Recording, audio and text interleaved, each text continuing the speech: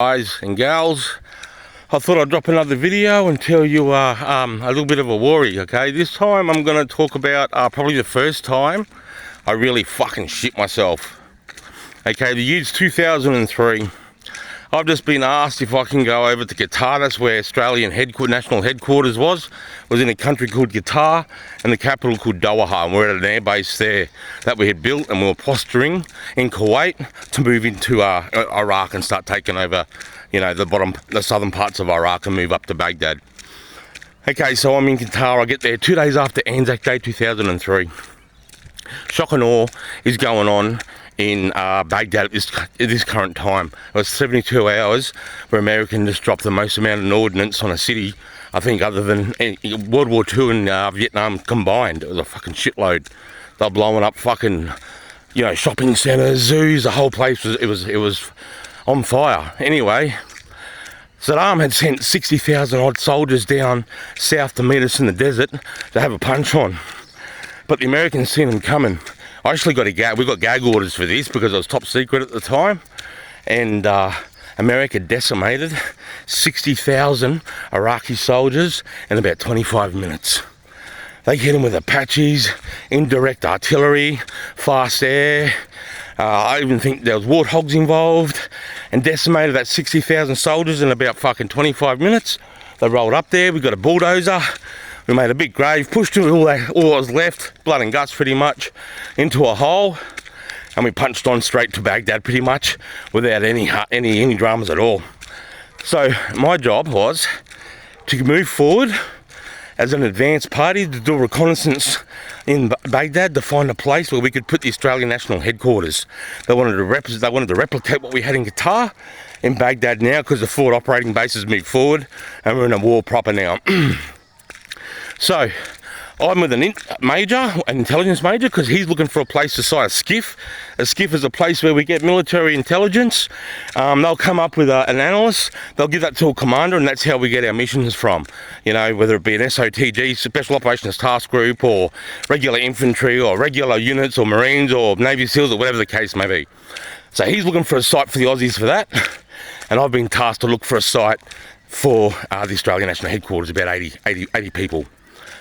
Okay, so we get on a C-130. Oh, and we've been given two guys from the SAS. If you're familiar with that, have a look them up. The SAS from Perth, sort of as bodyguards, you know, because if we getting the shit up there, you know, it was just me and a major. So we had someone, you know, that was you know, could lead the team, because I was quite still young at this time. I was still a digger, acting as a corporal or a sergeant's position. So we get on a C-130, I'm with this major, I'm with these two SAS cats, they're fucking deadly, and we're on our way. We leave Qatar and we're flying north to land in Baghdad International Airport. Okay, so as we get into Iraq, I'm not too sure when, but we're in the back of a C-130, and in the back of a C-130, it's just a frame, so you can see when the pilots are moving and stuff, you can see the hydraulic fluid moving through the walls and the wings moving and all that good stuff. But there's one thing I did know, is the C-130, it's a pretty good plane to survive a plane crash in, if it doesn't get blown up in the sky. It has a system that sort of like, as it comes down, the landing gear arrests, and then the frame arrests, and then the seats that we're sitting on arrest as well, so you got like 3 impacts, you know, to hopefully survive. The reason why I say that is, okay, we're flying up, we've been told it's going to be about 15 minutes till we land. Then all of a sudden, I'm in this fucking C-130, and it banks hard left, boom. Now I can see down the ground through here, as I look down, and up there, all I can see is fire. Fire coming out everywhere. And the guys, the load masters on the back of the C-130 are running around going crazy. I'm like, oh shit. Okay, all I was worried about, if we land, where the fuck are we going to be? What am I going to be fucking getting into? I thought the plane was on fire, I had no idea.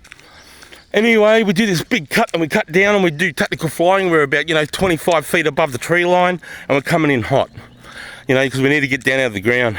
We land in the airport. I take a big breath. That whole 25 minutes, my fucking sphincter, 50 cent, 5 cent, 50 cent, 5 cent. Fucking shit myself. We land, we pull up, everyone's okay, everyone's sort of wiping the sweat off their brow, the pilots, and what the fuck was that all about? We had a surface-to-air missile lock onto us, and that was evasive manoeuvres. they were banking hard left and down while they're throwing flares out because it's heat seeking. So the flares are hotter than what the engine exhaust is of the plane, and that's how those flares, when you see the planes letting go all of those flares, that's because they've got a heat seeking missile after them, and they're trying to provide somewhere hotter in the sky for the missile to seek to rather than the exhaust of the aeroplane. So yeah, I landed. I'm in Baghdad International Airport. Now we've got to get to Victory Palace. So yeah, so I thought I'd just go. That was the very first time I fucking shit myself good, real good, you know. But it's good to look back now. It's all experiences. It all made me the man I am, you know. So yeah.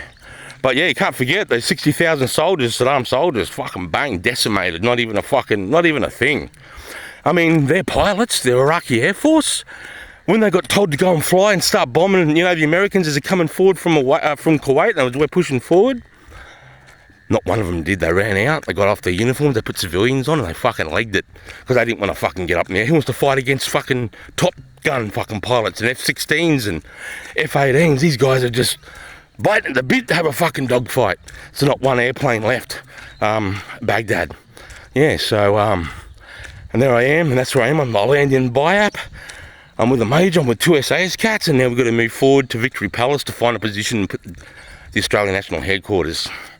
So yeah, that's a little, how's your father? Catch you all later, eh?